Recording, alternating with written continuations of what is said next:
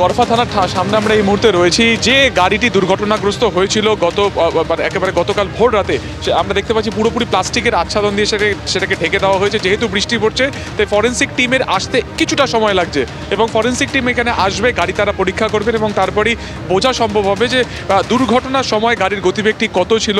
তার পাশাপাশি গাড়ির ভেতরেও যারা ফরেন্সিক এক্সপার্টরা রয়েছেন তারা সেখানে পরীক্ষা করবেন যে ব্লাড স্টেন রয়েছে চালকের আসনে, তার পাশাপাশি কোনো রকম স্কিন টিস্যু সেখানে রয়েছে কিনা, এছাড়া হাতের যে ব্যান্ড রয়েছে, এই যাবতীয় বিষয় তারা খতিয়ে দেখবেন। তার পাশাপাশি গাড়ির ভেতরে কোনো রকম ধস্তাধস্তি হয়েছিল কিনা এটাও কিন্তু তারা পরীক্ষা করবেন।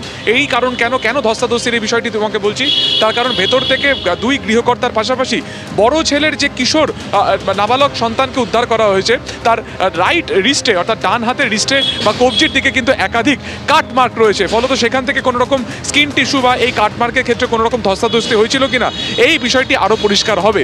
পাশাপাশি ব্যাগের ভেতরে কিন্তু এয়ার ব্যাগ রয়েছে, ফলত সমস্ত বিষয় তারা খতিয়ে দেখবেন। রহস্য মৃত্যুর জট এখনও কাটেনি। দুই মহিলা এবং এক নাবালিকার দেহ পাওয়া যায়। রয়েছে একাধিক প্রশ্ন, রয়েছে ধোঁয়াশা। তদন্ত চালাচ্ছে তদন্তকারী অফিসাররা। প্রত্যেকটি প্রশ্নের উত্তর পাওয়ার জন্য তারা একাধিক ব্যক্তিদের জিজ্ঞাসাবাদ করছেন। আমাদের সঙ্গে রয়েছেন সেই দে পরিবার যে বাড়ি থেকে 3 জনের দেহ উদ্ধার করা হলো, সেই পরিবারের গাড়ির চালক কৈলাস দাস। কৈলাস দা, আপনি এই যে ঘটনা ঘটেছে, 3 জনের দেহ পাওয়া গেছে আপনি জানেন, এবং বাকি 3 জন তারা কিন্তু অ্যাক্সিডেন্টে আহত হয়েছে, তারা হাসপাতালে ভর্তি। কি বলবেন? আপনিও তো গাড়ি চালক। আমি তো জানি না দাদা, আমার তো ওই দিন ছুটি ছিল, দুদিনে আমি যাই না কাজে। তো কাজে যাই না, আমাকে বারণ করেছে যে ভাবে কি আমার দরকার পড়লে কৈলাসজি ডাকবো, না তো আমি ডাকবো না। হ্যাঁ, তা আমরা ঘরে বসে গেলাম, আমরা ছুটি হয়ে গেল।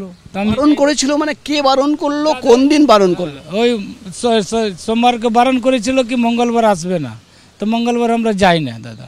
কে বারণ করেছিল? 2 ভাইয়ের মধ্যে?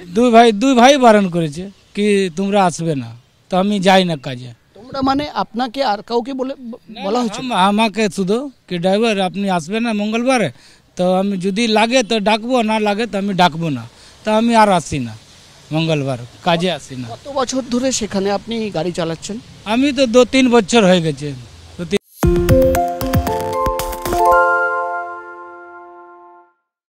সত্য অন্তহীন, সত্যের খোঁজও তাই, সত্য সন্ধানে তাই আমরা অক্লান্ত, অকুতভয়। এবিপি আনন্দ নতুন ভাবনার প্রতীক, যা মনে মুক্ত, তথ্যে যুক্ত এবং যাবতীয় সীমানার বাঁধন থেকে মুক্ত।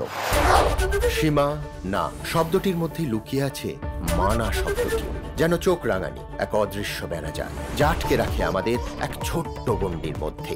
একমাত্র সঠিক খবরই গড়ে তুলবে এক মুক্ত সমাজ। সেই জগৎ গড়ার লক্ষ্যে কোনো সীমানার ঠুকুটি আমরা মানব না। এবিপি আনন্দ এগিয়ে থাকে, এগিয়ে রাখে।